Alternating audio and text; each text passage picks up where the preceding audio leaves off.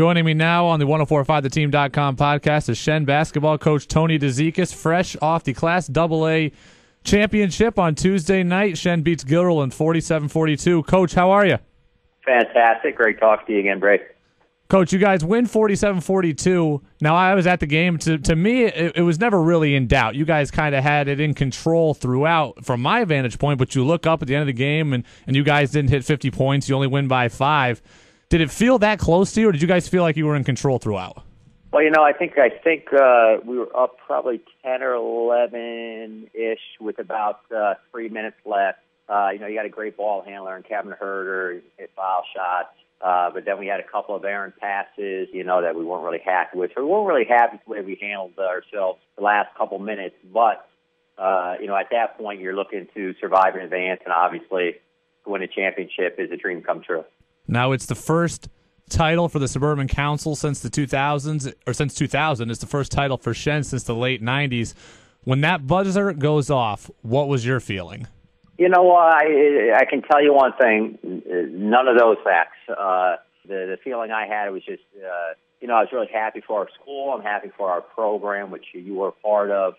And I was really happy for the boys who worked so hard over the last 4+ months and really committed and dedicated themselves to accomplishing something special. I was happy for the guys. I was happy for your wife, too, because I know behind the scenes, what a commitment that you guys have made to the program. I was happy for your wife also.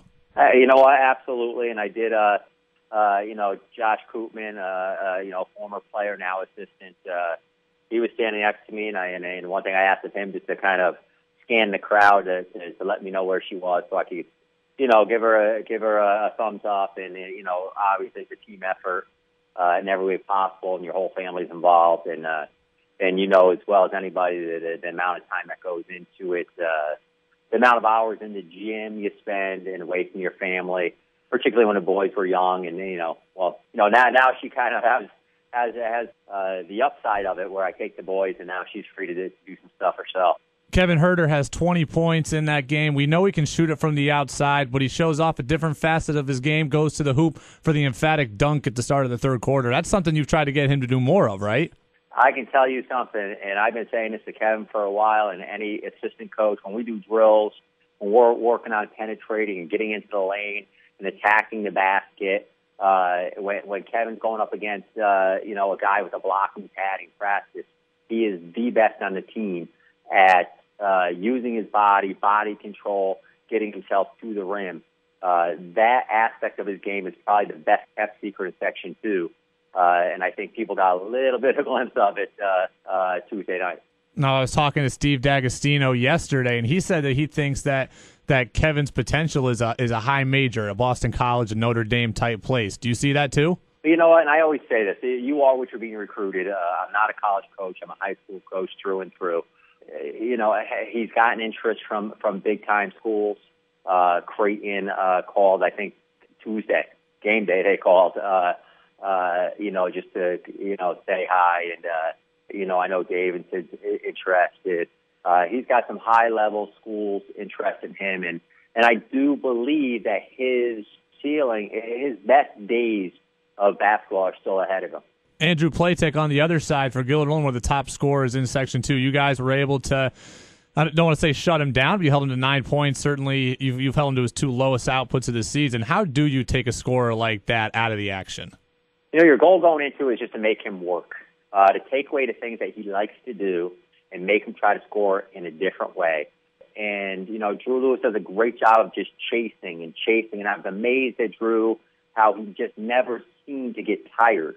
I periodically ask him throughout the game, hey, Drew, are you okay? You need a rest? Need a quick look? He was all set. He would have a smirk on his face. He was ready to roll. And also, Drew gets a lot of attention for, shutting down Platek or limiting Platek, as well as he should. But I also think the other players, when you've got 6'5", 6'6", lanky, long, athletic guys at those wings, who as soon as Andrew catches it, they're doubling, they're helping out, trying to prevent the pass going to him.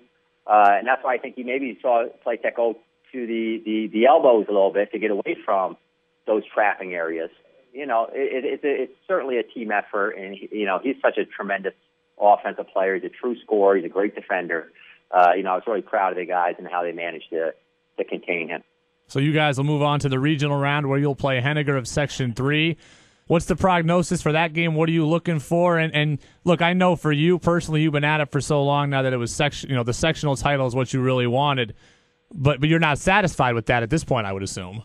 You know what? And obviously, and I've said this, I've been saying this for the past couple of weeks. I want to win each game so I can coach these guys longer. They're a special group. They're a selfless group. They're a talented group. They're just an intelligent group to have a great conversation with and talk to. And I'm not talking about, the first 5 guys. I'm talking about every kid who's wearing a Shen jersey has just been an example of what a high school athlete should be in the classroom, speaking to adults. Brady, you know these kids personally. You know that to have a conversation with Kevin Huerter, Thomas Huerter, Brandon Fisher, it's always a pleasure. And that's my, the sectional title is awesome. I'm not going to lie to you. It's a great, for a coach, it's a great relief.